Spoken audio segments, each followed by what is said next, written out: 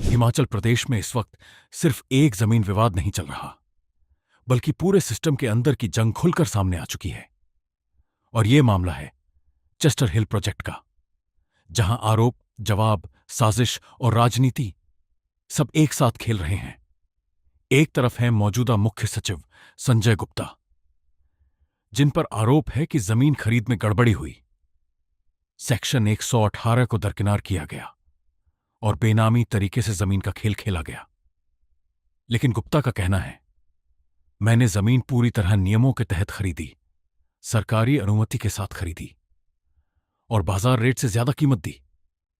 उनका साफ जवाब, न घोटाला न गड़बड़ी, ये सब साजिश है।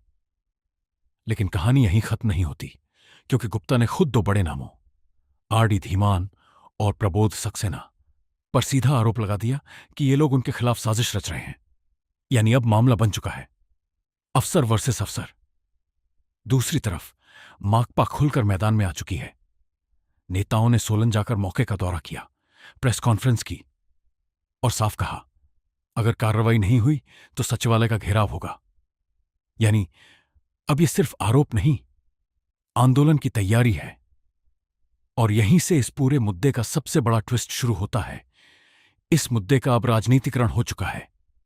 चाहे भारतीय जनता पार्टी हो या भारतीय कम्युनिस्ट पार्टी मार्क्सवादी, दोनों ही इस मुद्दे पर अपनी अपनी राजनीतिक रोटियां सेक रहे हैं।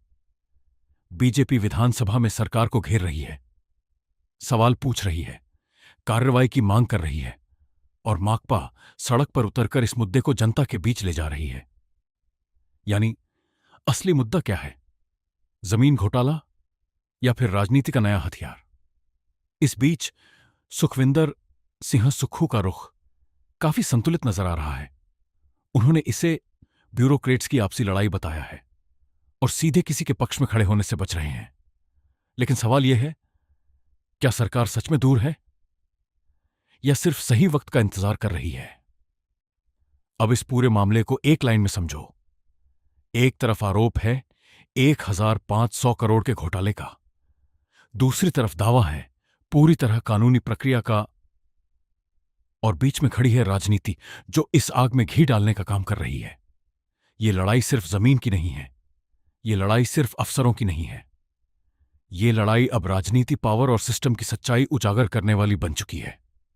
अब देखना यह है, सच सामने आता है या ये मामला भी आरोप प्रत्यारोप में दब जाता है। क्योंकि इस बार सवाल सिर्फ एक प्रोजेक्ट का नहीं, पूरे सिस्टम की विश्वसनीयता का है।